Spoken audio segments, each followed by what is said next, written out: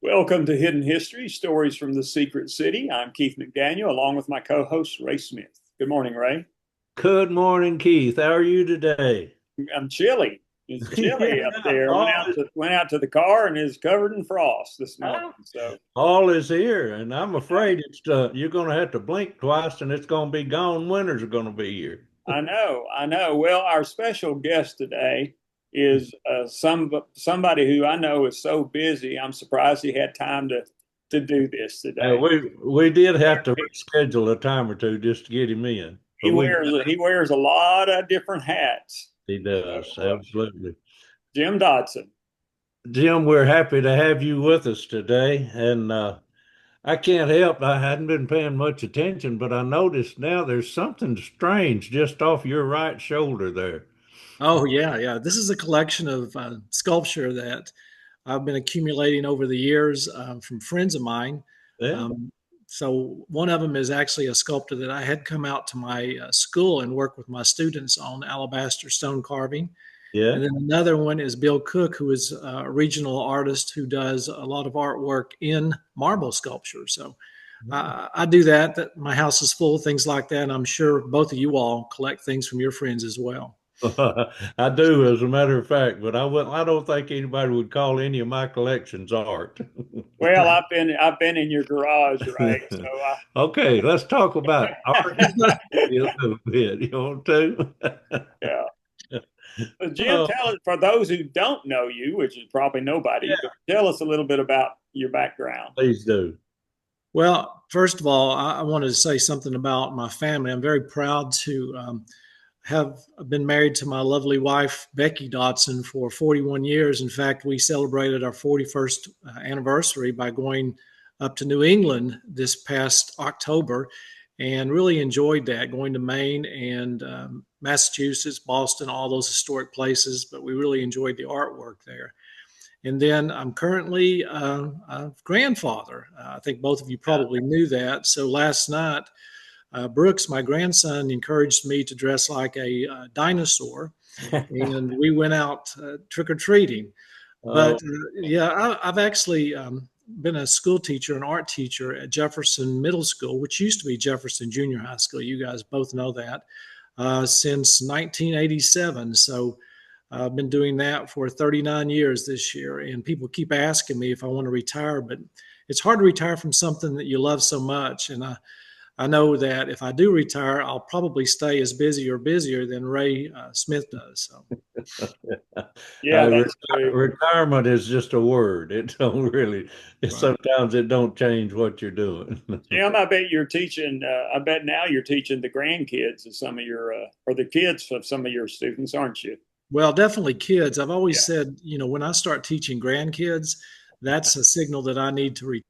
And when we have our open house, sometimes I see some of those. So, You know, That's and folks know, I've been teaching now. This is my fifth year for teaching high school after a 40-year career as a filmmaker and video producer. But I've had a number of grandchildren from people that I graduated with that have been my students. So I'm old, but I'm not ready to give it up yet. I'll tell you, and you'll probably either loathe me telling this story or appreciate it. Is I did a little video not too long ago. One of my students came up to me and she said, "Mr. McDaniel," she says, "how old are you?" And I said, "Well, in November, I'll be 68." And she stopped and she looked at me and she said, "So now you're 6'7". I'm still trying to figure that one out, I Keith. know. I don't think it makes any sense. So anyway, but besides being a school teacher, you're really involved in other things in town. So why don't you tell us about that? Well, I focus a little bit on the arts part of that. And I like to say I'm involved with arts in the city of Oak Ridge, but also we try to do a lot of work, not just um, in Oak Ridge, but East Tennessee and across the state. And Keith and I have talked about this before, and Ray probably knows about it as well.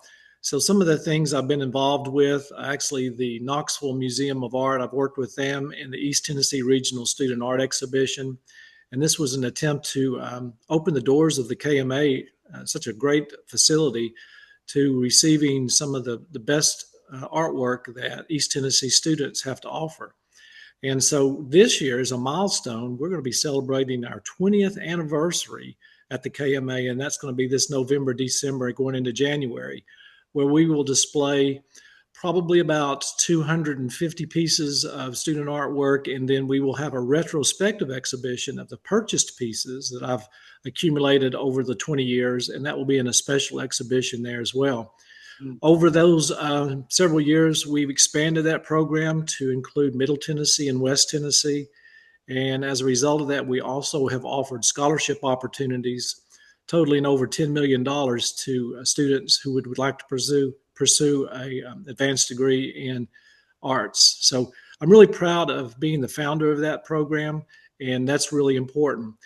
More locally, I'm involved with Dogwood Arts. Some of you know about that. And this spring, we will be having I think it's our 17th or 18th annual Chalk Walk, which brings thousands of people to Market Square and Crouch Park in the spring. And it's always been a great success. We have over 300 artists that participate in that. And then we also have an exhibition called Synergy, and that allows students and their teachers to exhibit artwork side by side over at the Clayton Center for the Arts. And we do that in the spring as well. So those are two organizations that I've really been glad to be a part of. More recently, in the city of Oak Ridge, we have a new city manager. Well, not new. He's been here for about a year and a half, but we've worked through a program called the Arts, Culture, and History Alliance Advisory Board. And that was proposed, and City Council approved that.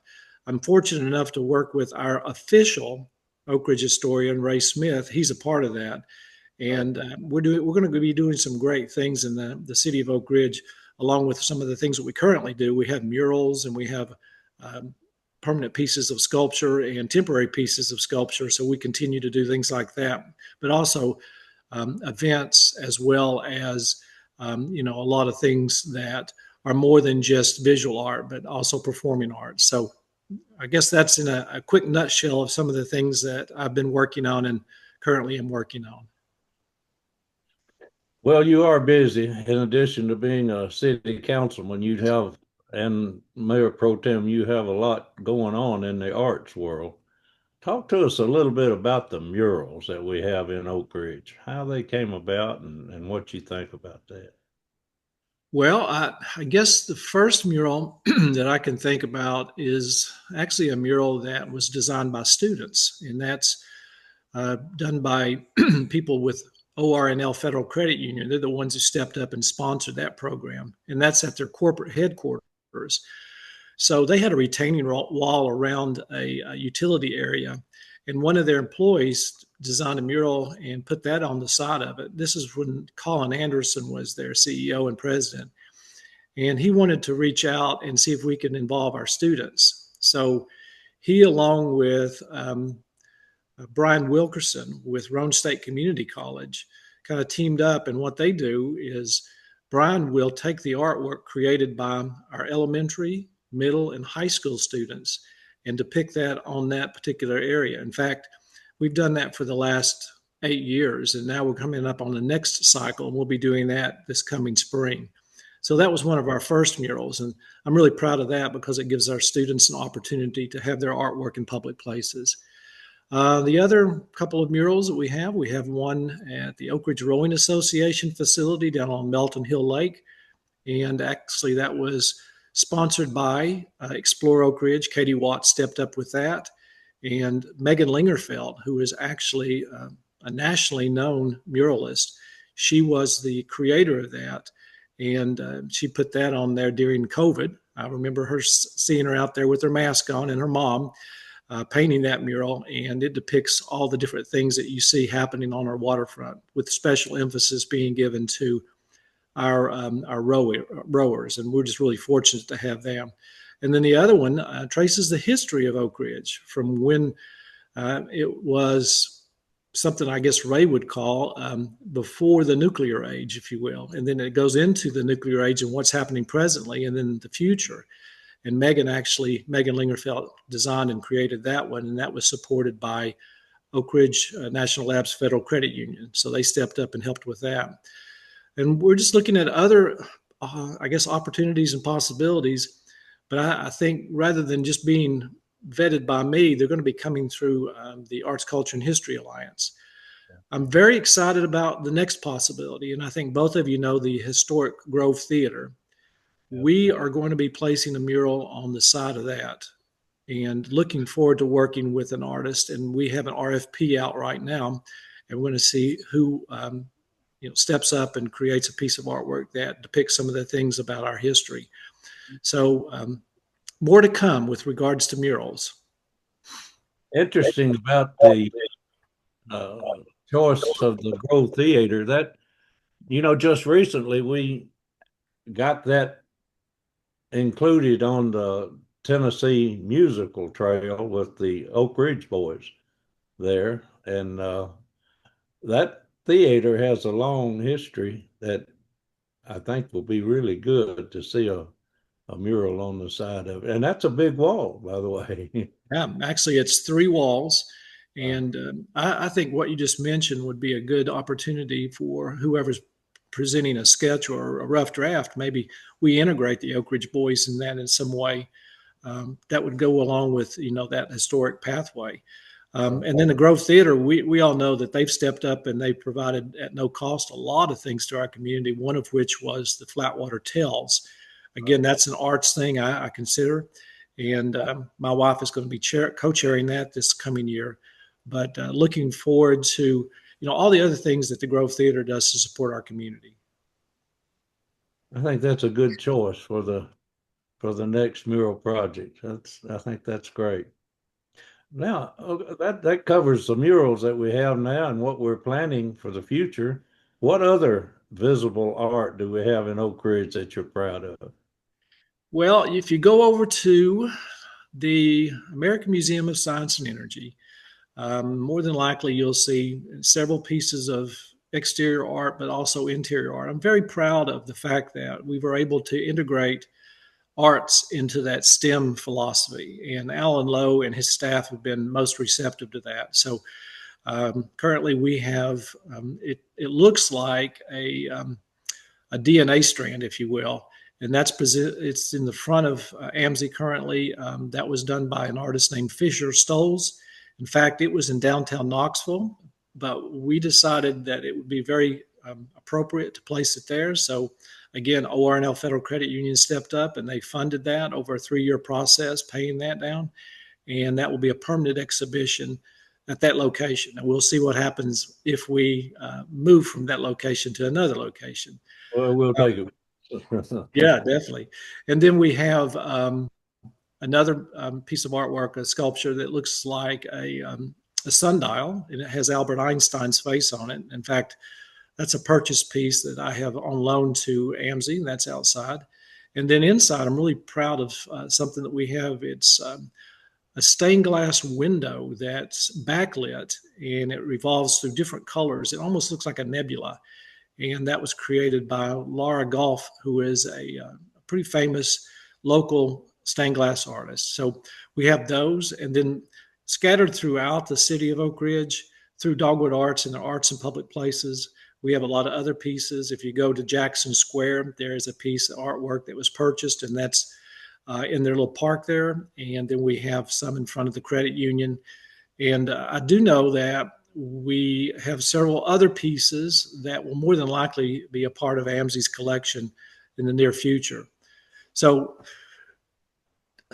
I always say this, the city of Oak Ridge, I think we all know, was founded on sciences and winning the war. But we also brought with it those creative minds and the things that they value.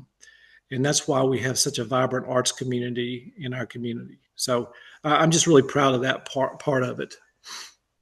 I agree. There's a strong history of arts in Oak Ridge going all the way back to the original Waldo Cone and his creation of the music that we so much enjoy today. And we have an art center. Talk a little bit about the art center that's here, and the we also have a fairly new director there. So can you talk a little about that? Yeah, I'll start off. I appreciate everything Leah Markham Estes did. She was the art center director for many years, probably 20 plus years. But currently she has retired. And in fact, they have a room named after her there. And then Rex Red, he is, well, number one, he's a very fine ceramic artist. In fact, I think he studied under Bill Capshaw. But some of the work that he does is phenomenal. But unlike many artists, he can also be an administrator, and he has done so much for public outreach for the art center. And we're just looking for some really great things to happen there. They just had their open show, and he had a novel idea of putting all the pieces that were submitted up on display to look through that. And I thought that was a phenomenal idea. And then he whittled those down with the juror to a smaller grouping. But the work he's doing is not just within the walls of the Oak Ridge Community Arts Center, but it's also in the community, and he continues to branch out on that. So looking forward to working with him more on those projects. So as you look to the future, we've talked about the mural coming. What other things would you like to see considered in Oak Ridge with the arts? Well, that is a great question. I know there's a lot of buzz around this, and Ray, I appreciate you and all that you and Gordon Fee have done with regard to this. And this is, I think we're going to have a sub-sale. It's not a conning tower, but it's a sub-sale, and that's going to be in the city of Oak Ridge. And I think that will, bring a little bit more light on the role that Oak Ridge had with the nuclear Navy. I think that's terrific. Also, like to always remember that we had several people get behind and work with the Friendship Bell and Peace Pavilion, and the work that people like Pat Postman did and others. I really appreciate that. In fact, when Pat leaves the town, I think that's one legacy that she will leave behind that was really important. I do know Ram Upaluri had a lot to do with that, and Shigeko, his mom. So, it's hard to name just one or two people that are contributing to this. My friend Keith McDaniel, I appreciate him operating the Oak Ridge Film Festival and then the Knoxville Film Festival for many years, and what he brought to that, realm of the arts. In fact, I helped to judge in some of those things, so I really appreciate that part of it. So it's just hard to single out one person or one thing that is great. One of the things that I always like to do is I just say, if you can't do something really cool in the city of Oak Ridge, you're not trying hard enough, because there are just so many opportunities. And every time I introduce something to my students or the other art teachers in our school system, I say, these are opportunities. You don't have to do them, but you look back and you might go, I wish I had been a part of that. Mm-hmm. Well, I'm proud you mentioned that USS Houston submarine sale that will be going in AK Bissell Park. That's right now our schedule calls for that to come in around October of 2026. So we'll see it next year, we hope. And that'll be I think, as you said, a good addition to the arts display, and also make a connection to our being us, Oak Ridge being the birth of the nuclear Navy. We'll also have statues there of Alvin Weinberg and Admiral Rickover, the two that worked together to make that nuclear Navy. But in addition to that, we're working, as you know, we're working with Mark Buckner and his Wildcat Manufacturing to do 3D printing of the giants of Oak Ridge statues. His first one will be Major General Nichols. And I just had an email from the Nichols family inquiring about our status on that, and Mark is working to respond to that. But I was at the Tennessee Board of Regents meeting held at Roane State last week.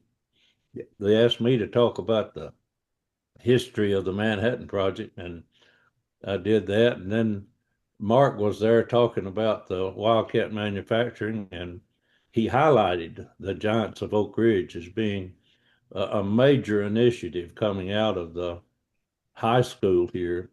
And again, we're thinking about as many as maybe 8 statues around town that will be 3D printed at the high school. The first one being Nichols, and then we're also going to 3D print a Bill Wilcox statue that'll be going out at the Wilcox K-25 Interpretive Center.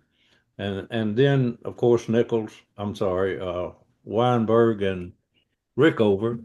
And we've not decided on all of the rest of them. I think the Arts and Culture, History and Culture Alliance will get an opportunity to help us to decide who are our giants of Oak Ridge. I mean, Gordon and I have identified the obvious, I believe. But beyond that, we need to think about who we really want to be recognized by these statues. And mentioning statues, we shouldn't go by talking about statues without mentioning the Ed Westcott statue that the Oak Ridge Heritage and Preservation Association has raised the money for and purchased, and they've now got a little concrete pad right outside the Oak Ridge History Museum where they're going to place that statue. And the statue is actually here. Every time I take a tour into the History Museum now, I sneak my tourists back there and give them a sneak preview of what the statue is going to look like. But it'll be out before too long, so that'll be an addition to our history. And the connection between the high school 3D printing and Giants of Oak Ridge, I just can't say how important I think that is to recognizing our history, but tying it together with the arts and with the crafts. I mean, Mark Buckner is creating students coming out of high school that are ready to earn, huge salaries immediately. I mean, he's got some companies that says, "Tell us who you got. We're ready to hire." Yeah.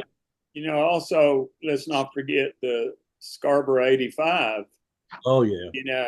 Speaking of displays and public, art.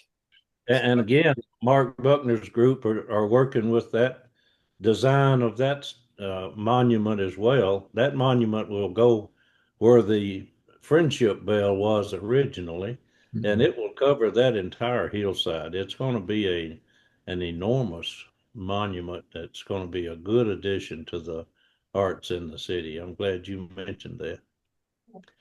Yeah, I was going to follow up with that. I'm glad, Keith, you mentioned that, because that's one of the things that I'm really proud that I guess the state stepped up with that and is a major funder of that, as well as our county government and city government. So the Scarborough 85 is a story that needs to be told, and I think this will be a place that when people are visiting our community, this will be a destination that will bring people to the city of Oak Ridge. But they can do other things here. But again, there's more than just a piece of artwork. This is a story that needed to be told, and we're just really proud that we're able to do that through the visual communication process. And with regards to some of the things, Ray, you mentioned, we're working on, with the Arts, Culture, and History Alliance Advisory Board, a subcommittee on public art policy, and how are we going to, figure out or determine what's appropriate and where to go and all those things. So I'm glad we have some direction with regard to that. Sometimes I'm not the end result on some of these things. People will come to me and ask me, what do you think? Well, this is one person's idea. It's not a group of people. And that's the reason we have this 11-member advisory board.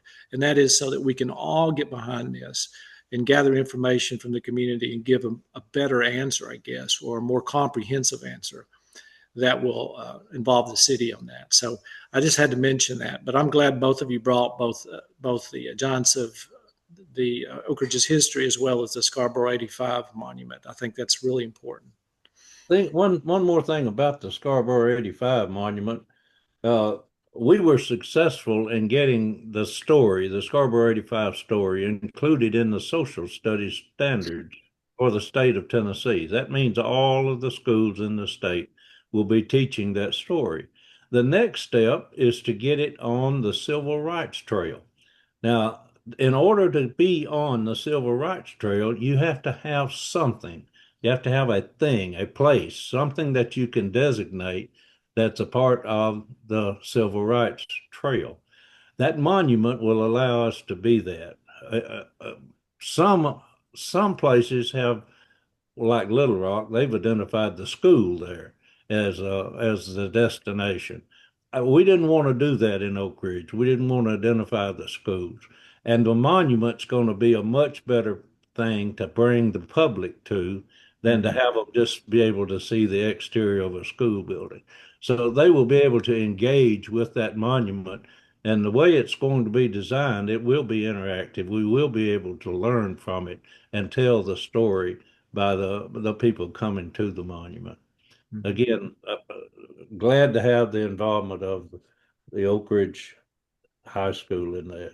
Of course, Ray, the school in Little Rock, it's a national park now. Yeah, right. Yeah, because I was invited to come and show the Clinton 12 there, and was greeted by two national park officers who picked me up at the airport and took me. Yeah, see, our schools are still schools. They're Yeah, not exactly. It's not. It's different. part of Yeah. the national park system. But Mhm. anyway, well, Jim, just kind of wrap things up here. Why do you think it's important to have a vibrant arts community and a vibrant public art exhibits? You know, I always think about that, and I address, I guess, the toughest audience because they can cut through things that don't sound right, and that is my students in the middle school area. You know, I'm not teaching art just to make pretty pictures, although that's a great side effect. I'm not doing artwork just to have nice things in our community, which is a great side effect. It's a very, very, very powerful communication process. It's one of the first ways that we learned how to communicate. And through the arts, we are able to more fully communicate some of these complex ideas that we want to share. Somebody the other day, I was interviewed by WBIR or somebody like that, and they asked, why do you think the arts are important? And we were relating this back to Nuclear Science Week. And the city of Oak Ridge recently, I mean, we've had Orano come in, bringing over $5 billion in, economic development. We've had Radiant 50 more recently. We've had Oklo come in, recycling nuclear energy. And city council sits down one at a time with those folks, and we talk about these things. And they can tell us some of those stuff that they're going to be doing, but when they present visuals, this is what a micro reactor looks like, and this is how many we're going to produce. Or again, we go back to this is what happened during the 1940s in our community. Ed Westcott, 40s and 50s, Ed Westcott. We wouldn't know a lot about the city of Oak Ridge and its history if it hadn't been for those visual records. And those are very fine artwork, visual records, if you will, because I think he's an artist. We wouldn't know anything about that. Well, a lot of us wouldn't pay as much attention if we didn't have Mr. Westcott, presenting those thousands of images to us. So it's just a very, very important, powerful form of communication, and we don't need to ever forget about that. And I don't think people in the city of Oak Ridge will. We use it every day, and it helps. It helps to promote our community. The Oak Ridge Playhouse is the longest continually operating community theater in the Southeast. And I remember Paul Ebert, who was kind of the first founding director, longtime director of the Oak Ridge Playhouse. He told me, he said, back in the early days of Oak Ridge, that he felt like he wasn't running a theater as much as he was running a therapy session because you had a lot of people, scientists, people with science backgrounds that had really heady jobs and important jobs, and they were very serious about the work that they did, and they needed some kind of release, uh, and some kind of emotional release from that responsibility, and they would get involved in the playhouse, and that was their emotional release. That was their therapy to deal with the heavy weight of the burden of what they were doing at that time. So that kind of reflects what you say about why art is important not only to the community but to individuals as well. So, I think one of the best examples of the importance of our art is the International Friendship Bell. Yeah, it came here in the 90s as the recognition of the 50th anniversary of the city. It went through a time of some confrontation of the culture of the issues of the Japanese and Oak Ridge, and misunderstanding, I believe. Bill Wilcox was very much involved in helping to transition that. And then it has now become what I believe is the single most significant icon for the city of Oak Ridge.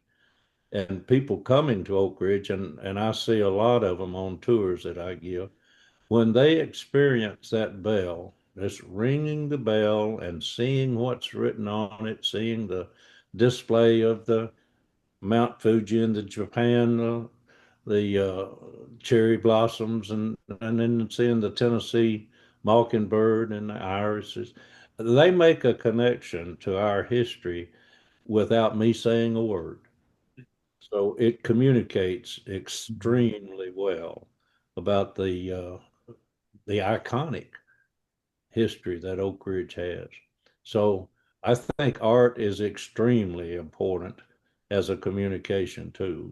Not only is it good for the people who are doing it and the people who are observing it, it's good for the city as a whole to have an expansive and extensive art program. So, Jim, I hope you'll continue pursuing bringing even more art into our city. And you have the connection across the state and in Knoxville, and I appreciate the work that you're doing, not only for Oak Ridge and Jefferson Middle School, but for the East Tennessee and for the state. So appreciate you being with us today and sharing some of the insights into the importance of the arts. Thank you so much, Ray, and I really appreciate you. And Keith, thank you for everything that you do for our city. And I've always enjoyed working with both of you guys. So I'll help you out anytime I can. Thank you. Appreciate that very much. We're going to take just a minute here and recognize something that Keith has done. 20 years ago, Keith produced the documentary film, The Oak Ridge Story, The War Years. And Keith and I were talking about that. Keith, you'll remember, we were talking about the fact that in the past 20 years, when we now watch that movie, it's a 90-minute documentary film, and it includes a lot of oral histories. And by the way, we're about to start a rejuvenated oral history, Jim, as you know, at the AMSI Foundation. But a lot of those oral histories that are included in that documentary film, those people are no longer with us. The vast majority of them are no longer here. Longer. You know, yeah, and this is the 20th. This is the 20th anniversary, and so we're going to have a special screening of the war years on December the 6th at the American Museum of Science and Energy. It's going to be free to the public. It's at 2 o'clock in the afternoon, and we're going to follow that with a panel discussion, including myself and Ray and David Bradshaw, who was the mayor of Oak Ridge at the time that the film, and really was the one who kind of got me started on the path to make that film. and they were just going to have a brief discussion about it afterwards. Um, Speaking of the interviews, Ray, when I made those two films, the first one came out 20 years ago, The War Years. The second one came out the following year. I interviewed probably about 120 different people for both of those films. And it took about 3 years, I guess, for both of them to be made. But yeah, most of those people are no longer here, but we still have those interviews. We still have those tapes. Many of them we donated to the Center for Oak Ridge Oral History as a part of the collection. I think 50, 60 of those we donated to as a part of the collection. But it's so important to be able to let these people tell the story as they recall it, as they remember it. And people say, when you make the historical documentary film, and I've made, 16 in my career, I always say I want to have historical accuracy. I said, but I also want it to be the way I want to tell the story the way the people remember it. I did a play. My wife, as you both know, my wife and I, we kind of met in the theater, and we were involved in the Playhouse for a number of years. And I did a play called Rashomon. And Rashomon is an old story about I think it was a murder that happened, and I think that it took place in, I don't remember, China in the 1500s or something like that. But it was, and so what they did is an investigator came along and interviewed like a half a dozen different people. And all the stories, even though they all witnessed the same thing, all the stories were different. Yeah. The way that they remembered it is different. And when I'm teaching now, when I'm talking about the most important thing is what is the way people remember things. So I think that's a big part of the diversity of making a documentary and making it make sense, is to allow the people to remember it as they do, with different opinions and different agendas. And I think the War Years represents that pretty well. We tried to tell the story of what happened in Oak Ridge during the Manhattan Project, but we also want to show the human side of that story, as well as the scientific side of that story. And I think that's the reason it's kind of held up for 20 years. It if I say so myself, does a pretty good job of doing that. So anyway. And I think this will be a good event. I'm glad we're able to encourage the public to come gather with us and watch it together, mm-hmm. and then have just a little conversation about it, because 20 years is a good time to recognize the importance of something as significant as a documentary film that I believe it does the best job of anything. And I tell this frequently to teachers, especially, if you want to teach your students about the Manhattan Project, show them at least segments out of the war years. And then I also offer to have them ask me questions, have the students ask questions. And we do that. It's simple. We just do it on FaceTime, and it works really well. But I could not do that if we didn't have the war years for them to get interested in and to ask questions about. So, well, we are a visual society. I mean, and movies, films, things such as this. A lot of people like to read. A lot of people don't, unfortunately. But there's a group of people that are communicated with most effectively by watching something, and so I think that's where these types of films, these types of movies have a place for telling the story, for telling a story. So that'll be on December the 6th at the American Museum of Science and Energy at 2:00 in the afternoon on a Saturday. Yes, absolutely, it will. And we'll be there, hopefully. Forward to it. And again, Jim, thank you for being with us today. I think you've brought some good information for our viewers, and we appreciate you. Yeah. Thank you very much. I was happy to. All right.